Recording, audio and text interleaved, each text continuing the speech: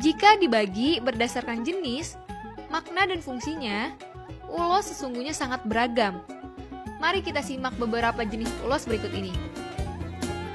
Pertama, ada ulos antak-kantak, yaitu dipakai sebagai selendang orang tua untuk melayat, atau sebagai kain yang dililit saat acara menari atau monortor. Kemudian, ulos bintang maratur.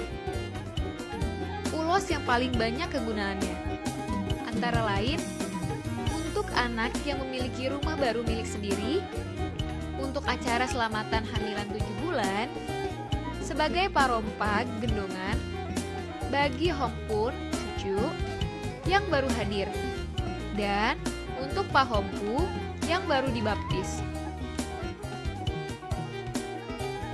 Ada ulos bolean.